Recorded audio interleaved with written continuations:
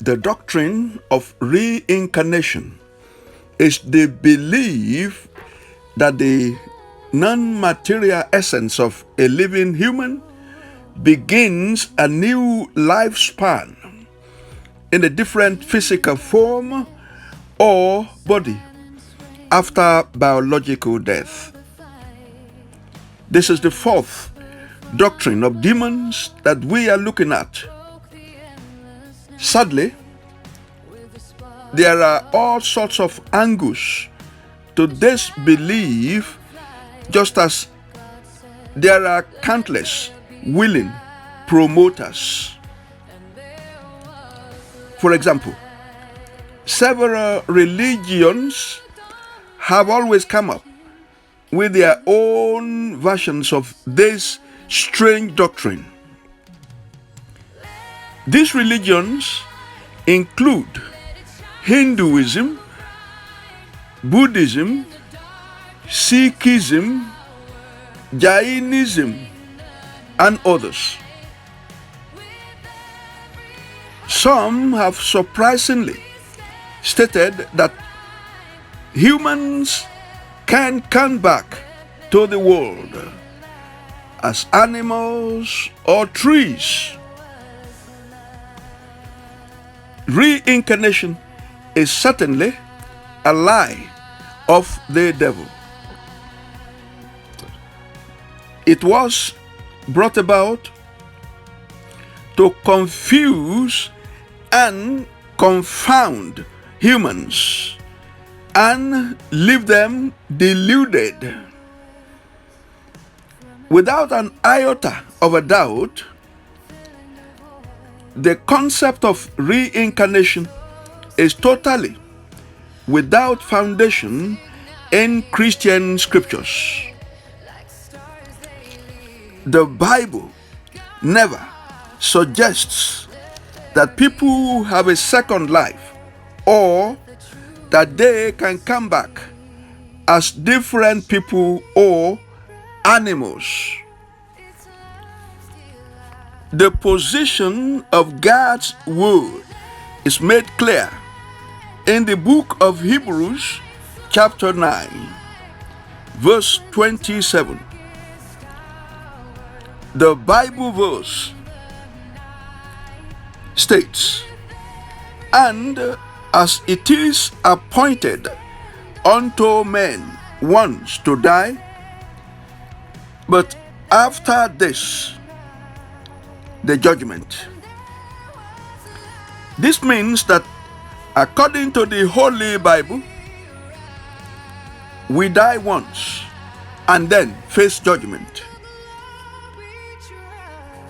There are people who have twisted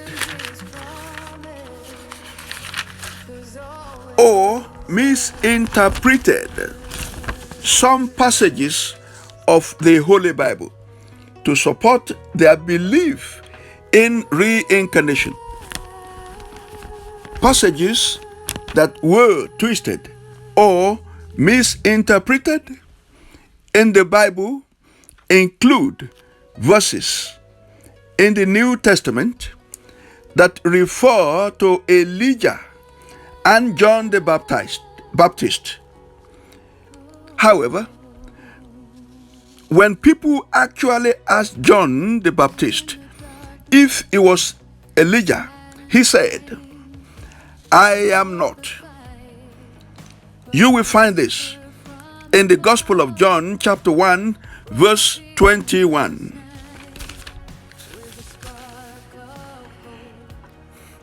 Purgatory is the fifth doctrine of demons that we shall be examining. It is another false and dangerous teaching. Principally, purgatory is defined as an intermediate state or place after death where human souls destined for heaven or purified of venial sins and temporal effects of mortal sins through suffering. It acts as a last-minute purification, often described as cleansing fire, ensuring holiness before entering heaven. Sadly, purgatory was an invention of the Catholic Church. However, this doctrine has no basis or foundation in the Holy Bible. The intention of the powers of darkness who inspired this doctrine is to ensure that people throw into the dustbin of religion the real truth about the doctrine of sanctification. The aim has always been to ensure that people are then lured into believing that they can be cleansed after they had died in their sins. Unfortunately, nothing could be further from the truth. Sanctification, which is the doctrine of purification, is supposed to apply to a Christian's life before death, not after death. What comes after death is judgment, not purification. Do not be deceived. The Holy Bible states in the book of Hebrews, chapter 9, verse 27, as follows: And just as it is appointed for, that is, men once to die, and after that, that is, certain judgment. The first epistle of John, chapter 1, verses 8 and 9 also state, if we say we have no sin, that is, refusing to admit that we are sinners, we delude and lead ourselves astray. And the truth, that is, which the gospel presents, is not in us, that is, does not dwell in our hearts. If we, that is, freely admit that we have sinned and confess our sins, he is faithful and just, that is, true to his own nature and promises, and will forgive our sins, that is, dismiss our lawlessness, that is, and continuously cleanse us from all unrighteousness, that is, everything not in conformity to his will, in purpose, in thought, and in action. The sixth doctrine of demons that we are exploring is the doctrine of, or the concept of, praying for the dead.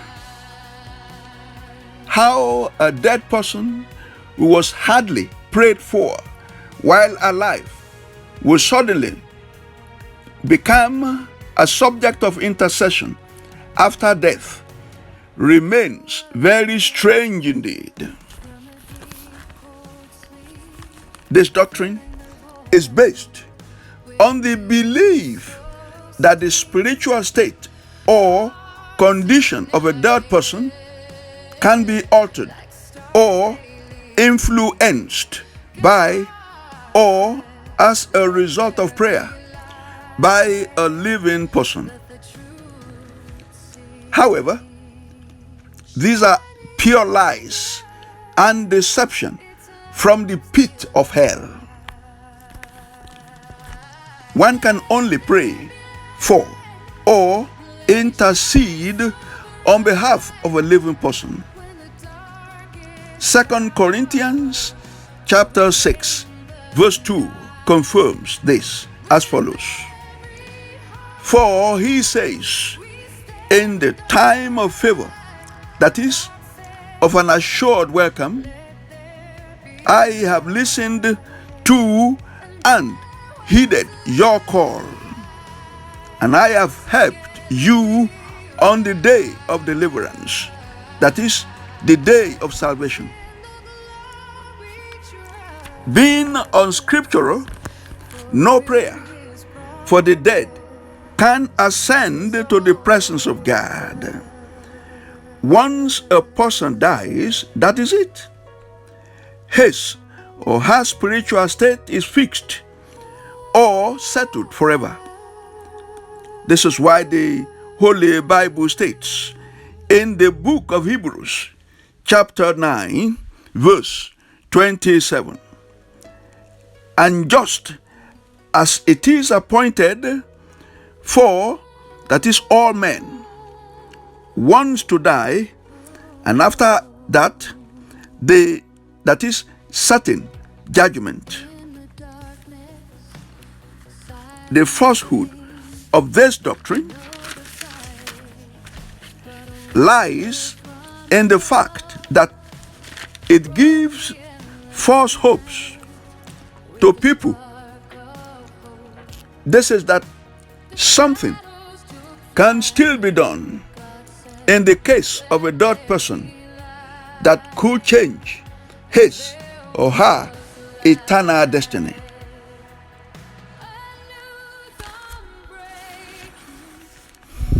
The seventh doctrine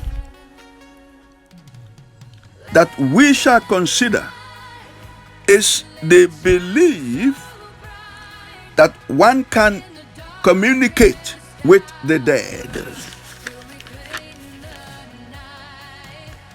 This is purely a demonic doctrine, in that it teaches that the living can communicate with those who have died and even exchange messages with them.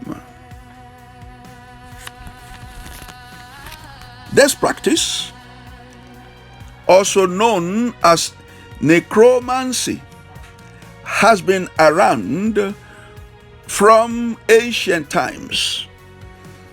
The practice was forbidden in the book of Deuteronomy, chapter 18, verses 10, 11, and 12. You may recall that Israel's first monarch, King Saul, resorted to necromancy when he was desperate. He thought or believed he could receive help from the dead. This was despite the fact that the Almighty God abhorred a situation whereby the living will be seeking the dead. The book of Isaiah, chapter 8, verse 19 states, and when they shall say unto you, seek unto them that have familiar spirits, and unto wizards that peep, and that mutter, should not a people seek unto their God for the living to the dead? Obviously, the practice of necromancy has been modernized. Not surprisingly, modern practitioners of this evil practice lure people into wanting to seek comfort and assurances from departed relatives. The question that arises is this: If these departed relatives were so powerful as to have the answers, why couldn't they keep themselves alive? The truth is that necromancy is pure deception. Contact between the living and the dead is forbidden because God, the Almighty, knows that the situation is always used by the kingdom of darkness to deceive and ensnare humans. The familiar spirits usually have a field day as they delight in leading people into further bondages. In this part 2, we have looked at 4 doctrines of demons. I believe that you have been blessed. I implore you to listen to the video once again so that you know what has been said. It is for your good and it is for the good of any human, so that we do not depart from the will of God.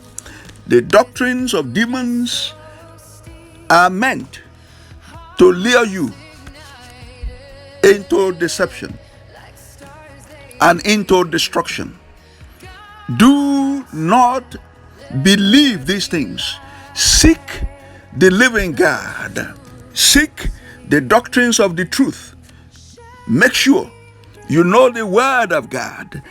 Do not be destroyed by the demons who are behind these teachings. Their purpose, their aim, their intention is to drive you into destruction. Thank you for coming to the channel. I will see you in part 3. God bless you. And also don't forget to share, to like,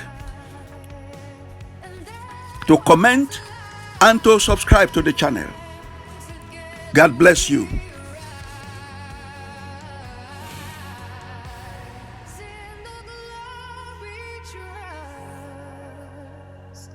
For in His promise, there's always a